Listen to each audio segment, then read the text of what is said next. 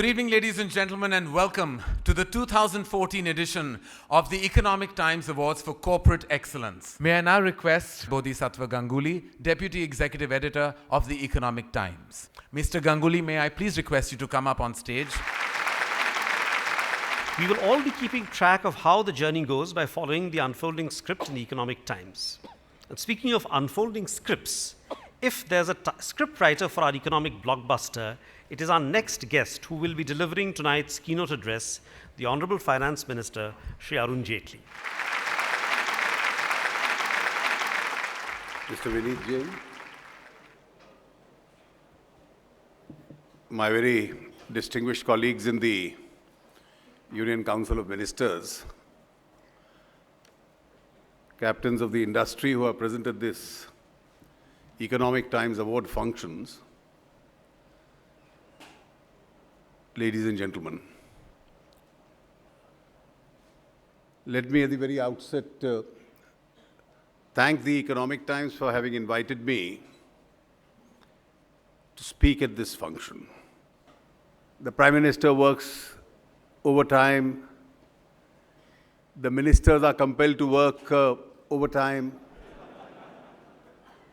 I remember Mr. Kumar sitting in the very first row, wanting to one day meet me very urgently. So the earliest I could accommodate him was at 10 p.m. at night. And while he was walking out, he looked to his left. There were about 300 files being collected on a table, and he asked me, "Do you still have to clear them?" And I said, this is what happens almost every day. But equally important is the fact that people also want early results. And this is essentially because of the fact that there is a feeling that whereas our real potential is 8% plus, we had dipped and dipped quite low. How do we get back to that destination? When do all these steps result in actual impact on the ground? And when do the figures start telling the real story? I think to find an answer to this question, it's extremely important that we learn from the mistakes of the past. In our system of governance, the government has to be decisive. The government cannot indefinitely keep postponing decisions. For any government, it's not important how long it lasts. Politically, it's very important. But what's the direction in the limited tenure it has that it's able to take the country into? I think what has not been mentioned by the panel of 9 speakers is one material change. Is anybody in the industry, and all captains of the industry are here discussing, I went to approach the central government or a minister, and there was an unfair commercial demand made on me. That talk has become a horror of the past. So nobody is wanting to allocate natural resources now by a discretionary mechanism. The ordinance that Piyush brought out is an ordinance which clearly says, after the public sectors are allotted, the actual users will be allotted by an e-auction. Thereafter, commercial mining, the same process will follow. With regard to the non-coal mineral, I'm actively working on the same principles with the Department of Mines. We want to get the governmental discretions out of this whole process so that nobody comes to a government with a begging bowl and says, well, this is a discretion I want, and we as ministers write down slips of paper and send that man to our party office. It's a system which we almost seem to have institutionalized in the past.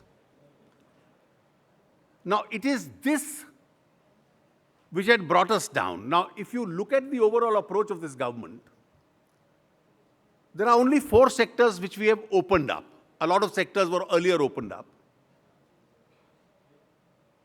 We've increased the insurance limits. We've increased the defense limits. We've liberalized the real estate FDI regulations. And a sector where there was an incorrect impression that the moment you touch that sector, there are going to be protests. The Prime Minister had the courage to say, in order to reform India, you have to first reform the Indian railways. The British didn't create the highways, they created the railways. In 67 years, our rail track strength has increased only 10 to 15%, over and above what the British left for us. Now, do we or do we not need an investment in the railways?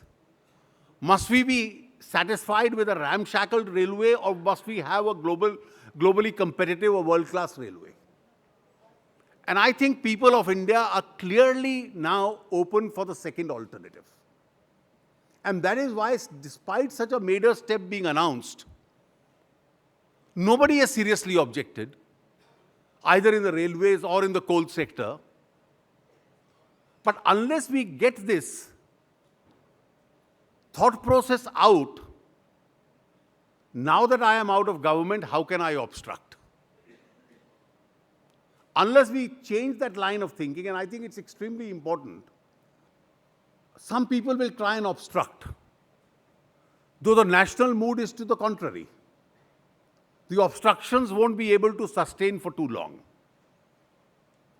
And we are fairly determined to go ahead with each one of these measures. And once we are able to pursue that agenda, and I think with changing systems and all other institutions also realizing that the sectors in which India needs to be helped can be helped by these X number of measures, I'm sure the effect on the ground and the change in figures itself will also be evident.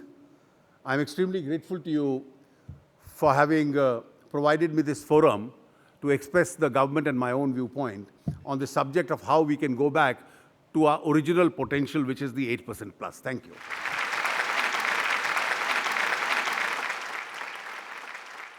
Thank you, sir. Thank you, Mr. Jaitley, for your exceptionally enlightening keynote address.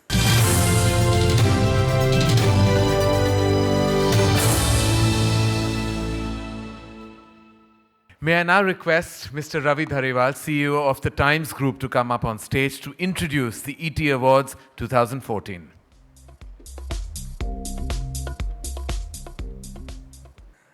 Distinguished and honorable ministers, distinguished guests, friends, and winners of the ET Award. Today we have a rousing moment. Our energies are roused. We dare to look up at the heavens and say, it's time to fly. At VT, we are on this well-rounded journey. We are trying to create a rounded platform. We have increased our pages around pure politics and sports. We have launched ET Panache for those who want more out of life. We serve our industry better through our microsites, etretail.com, etauto.com, and many others. ET Online and ET Now brings news to you 24/7. And ET the paper in the morning is curated to bring you all that is important. But these things we do every day. My promise is we'll do them much better. Ladies and gentlemen, today we take time out to celebrate all that's excellent. Not just good, all that's excellent. We celebrate the achievements, the creativity, the daring of the ET awardees. Ladies and gentlemen, it's time for the ET Awards for Corporate Excellence. Thank you. We now turn to the climax of this evening, the awards ceremony. Ladies and gentlemen, the Economic Times Award for Global Indian of the Year goes to Microsoft CEO Satya Nadella.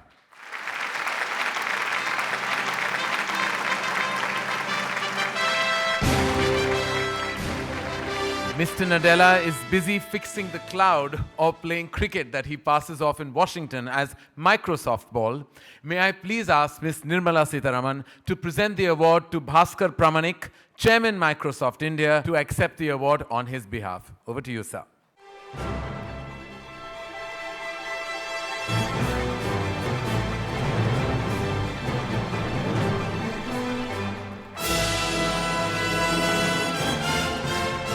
Thank you, ma'am. Thank you, Mr. Pramanik. Mr. Nadella has sent E.T. his message of thanks. May we please have a look at the audiovisual. Thank you, Minister Jaitley, and thanks to you, Economic Times and fellow jury members. I feel both a sense of deep honor and humility receiving the Economic Times Global Indian of the Year award.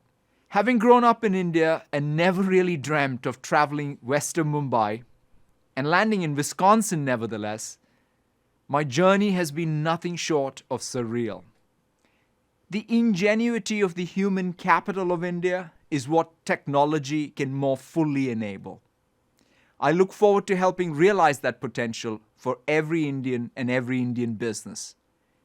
Thank you very much, and congratulations to all the 2014 award recipients of the Economic Times Awards for Corporate Excellence. To be part of this group is a great honor. Thank you all. Enjoy the rest of the evening. Our next award, ladies and gentlemen, goes to an entity that spent rupees 212 crores on corporate social responsibility programs in 2013-2014. Ladies and gentlemen, the corporate citizen of the year is Tata Steel. I call on Mr. Devendra Fadnavis to present the award to Tata Steel Managing Director, Mr. T.V. Narendran.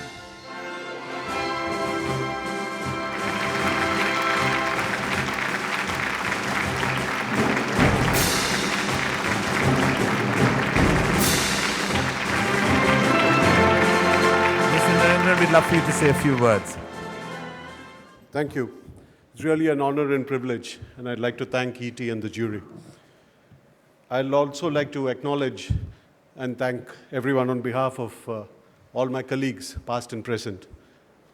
And I say past and present deliberately because this is something that we've been doing for over 100 years, well before it became law and well before it became fashionable. And we've been doing it because this company was set up with the ethos that the community is not just an important stakeholder, but the very purpose of our existence. So thank you all. It's been a great honor for all of us in Tata Steel. Thank you. Thank you, Mr. Narendran, and congratulations once again. The next ET award, ladies and gentlemen, goes to someone who's in my pocket, really. The winner of this year's ET Startup of the Year. Please spread your napkins and clink your glasses for the appetizer of the year, Zomato. I would like to invite Mr. Piyush Goyal to present this year's ET Startup of the Year award to the Zomato COO, Pankaj Chadda.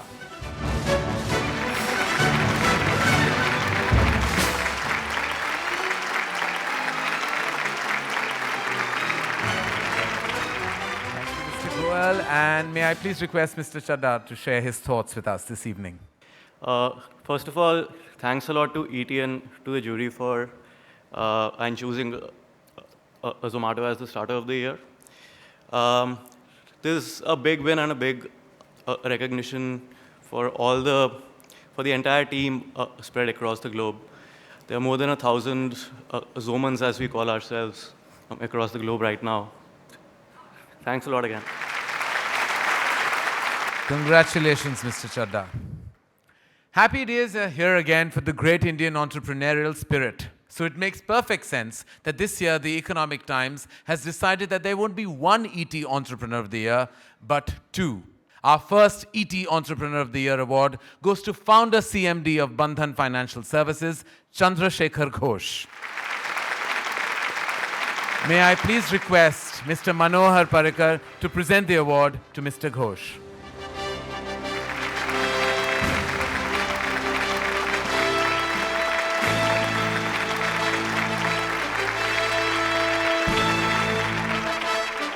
Thank you, sir. And Mr. Ghosh, we would love for you to say a few words. Honorable Finance Minister Sri Arun Jaitley, sir, and all the ministers in the dais and Binit Jain and all the dignitaries in the hall room. This is honor that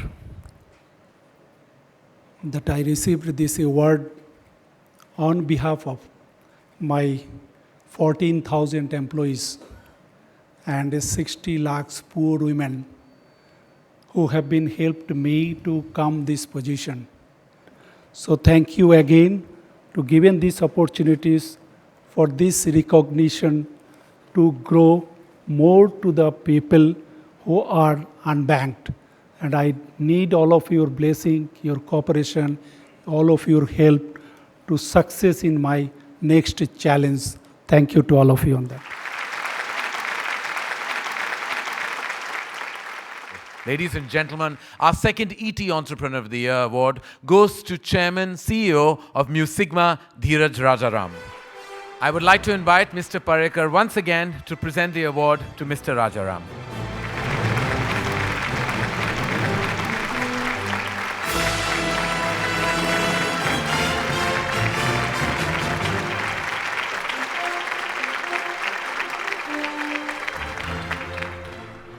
They say behind every successful person or man is his woman, but that's actually a thing of the past. In my case, she's right in front and center. And I just wanted to make sure that I'm, as I'm picking this up, she's here. I met her when I was 17 years old, and she's been with me all throughout. So I think this doesn't work without her on the stage. Thank you so much. Congratulations. Thank you, Mu Sigma. Congratulations to all the Mu Sigmans out there. Thanks.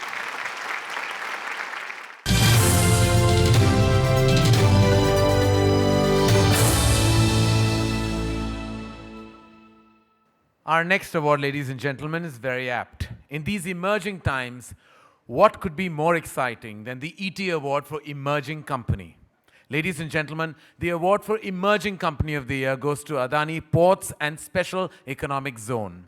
I would like to request and call upon our Finance Minister, Mr. Arun Jaitley, to present the award.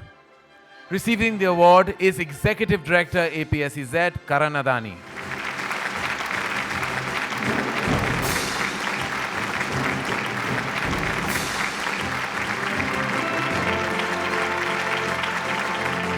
Congratulations, Mr. Adani. We'd love to hear you speak. Good evening, ladies and gentlemen. On behalf of Adani Ports and Adani Group, we are honored and deeply humbled to receive this award tonight. Our passionate and sincere team has been an integral part of our success, and tonight's award is a very strong encouragement for us to perform even better. On behalf of my group, I thank you all once again for this wonderful accolade. I also congratulate all the other winners tonight. Thank you. Thank you and congratulations, Mr. Adani.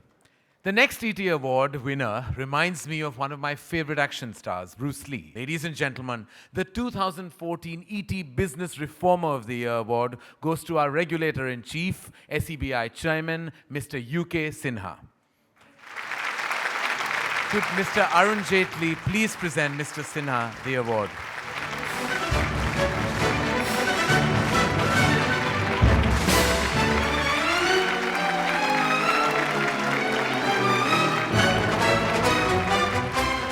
Congratulations, Mr. Sinha. We'd love for you to say a few words.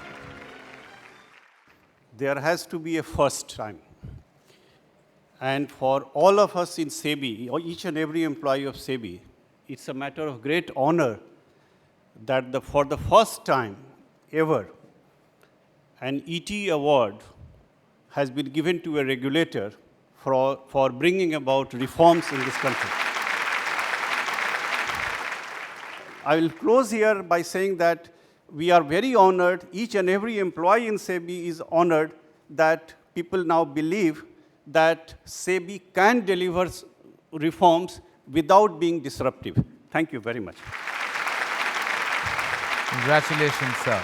This year's ET Company of the Year is 4 years older than I am, but has aged far better than me. This year's ET Company of the Year is Tata Consultancy Services. Could Mr. Jaitley please present the award to TCS CEO MD, Mr. N. Chandrasekharan.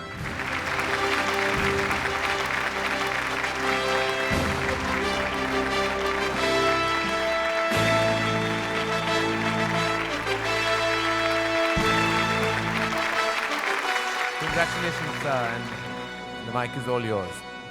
I would like to thank ET and the jury and the Honorable Finance Minister for this award. TCS today has been delivering consistent performance, and it could not have been done without the strategic thinking that is brought together by all my colleagues and the execution that is being displayed by all the TCSs, 300,000 plus around the globe. We look forward to a great future. Thank you so much. Thank you, sir, and congratulations. Ladies and gentlemen, please take out your prescriptions for the ET Business Leader of the Year, Sun Pharmaceutical Managing Director, Mr. Dilip Shangvi. May I again request Mr. Jaitley to present Mr. Shangvi with the honor.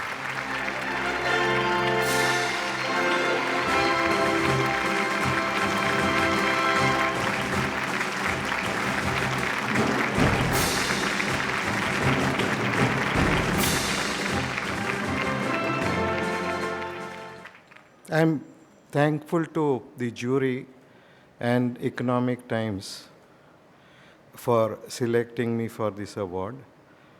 And I receive this humbly on behalf of the entire team at Sun Pharma.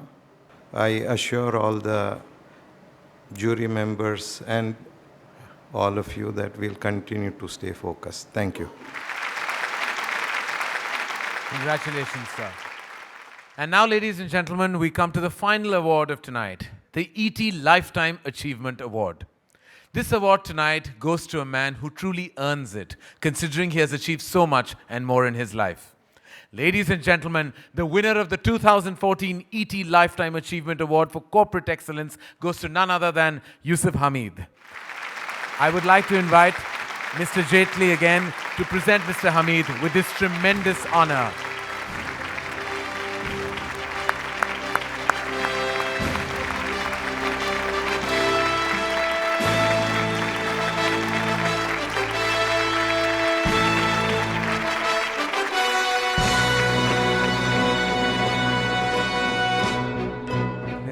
The stage is all yours.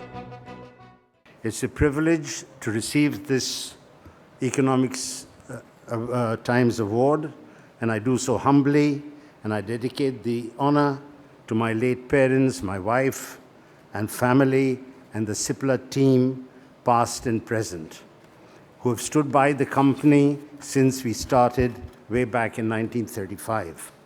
We want a healthy India where healthcare is provided to one and all.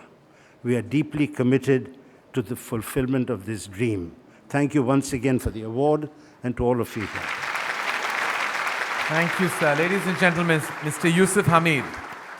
May I now request Mr. Jaspal Bindra, Group Executive Director and CEO Asia Standard Chartered, to give us a vote of thanks. Honorable Finance Minister, Honorable Chief Minister, respected Minister Goyal, Vineet Jain, corporate leaders, and members, distinguished members of the Indian society. Standard Chartered is honored and delighted to support the Economic Times Award for Corporate Excellence 2014. I must thank the team from Economic Times for having put together such a well-crafted event this evening. At a time when there is renewed excitement about the future of Indian economy, both at home and abroad, it is the ET Awards that allow us to identify and celebrate the achievements of the Indian vibrant business community. In conclusion, I hope that when we reassemble here for the ET Awards 2015, we will have moved on from Achhe Din to Sunhere Din. Till then, once again, thank you all the guests and the honorable members, ET team.